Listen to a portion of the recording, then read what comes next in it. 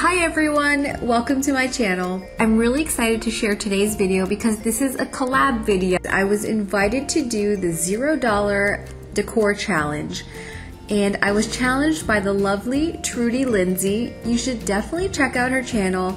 She does amazing decor videos and she also has the sweetest personality. I always enjoy watching her creative decorating style.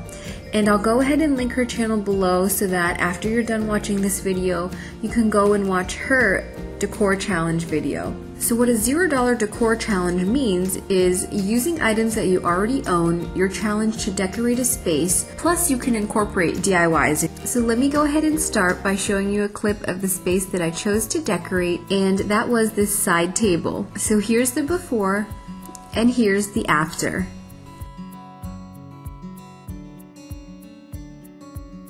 So I'll go ahead and walk you through starting on the left side. So this first item is something that I put together using old Christmas ornaments. I have a bunch of old red ornaments and a couple of pink ones as well.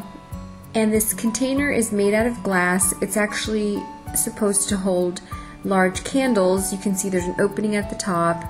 And there's actually a design on the front drawn onto the glass, but I just turned that side backwards so that you didn't see it, and I went ahead and just filled it up with these ornaments. There's a little door on the side where I could put the ornaments in from, and I think it ended up looking really festive and colorful. Okay, so the next item is this little topiary tree which usually sits in my kitchen, and I added some really basic embellishments. So I had some foam hearts left over from a recent DIY wreath project that I made, and I went ahead and actually just popped them right into the leaves. I didn't even need to glue them. They just went ahead and just stuck in there on their own. Okay, so moving right along, next are these two white candle pillar holders, and I took these two plain white candles that I had and went ahead and DIY'd two glitter hearts right onto the front. It was so easy. All I did was cut out a heart-shaped cutout and then place that paper with the missing heart right over the candle, and then using some Mod Podge and glitter, I went ahead and just created these red glittery hearts on top of them. And I don't plan on burning these candles. They're part of just kind of this fun display.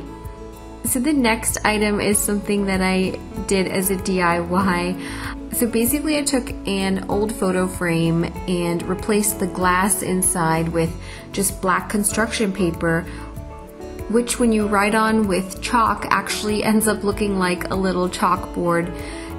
And the way I did this was I first drew a pattern with a pencil, which is one good thing with construction paper. You can actually draw and erase with a pencil beforehand. And then I took a chalk pen and just drew a pattern.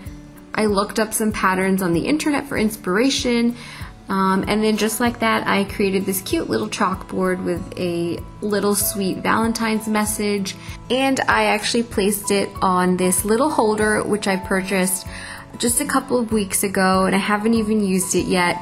It was from a store called Daiso, which is kind of like a 99-cent store. Everything sold for $1.50 there. So next to that I placed this paper rose wreath that I made as a DIY. I actually have a video showing some DIY wreaths. If you're interested, I'll go ahead and link that in the description box. And I like how this acts as a central piece and ties into the whole red color scheme. And then down here I just placed this cute little pink container because it made me think of Valentine's Day. It's also something that I got from that $1.50 item store. Okay, so this part of the table is quite possibly my favorite.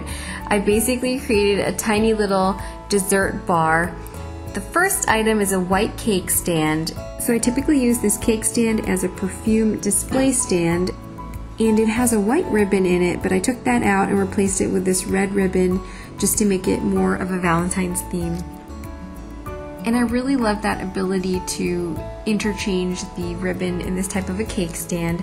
So on top I placed these little sweet treats that I made. I saw this recipe online and really wanted to try it. So in case you're interested, I'll go ahead and tell you guys that recipe very quickly. You're going to need the square-shaped pretzels, milk and white chocolate swirled Hershey Kisses, and some peanut M&Ms. Place the Hershey Kisses on top of the pretzels, bake for 3 minutes at 200 degrees. You want the Hershey Kisses to have retained their shape somewhat when you pull them out of the oven, and then you put the M&Ms right on top and then refrigerate that for about 30 minutes.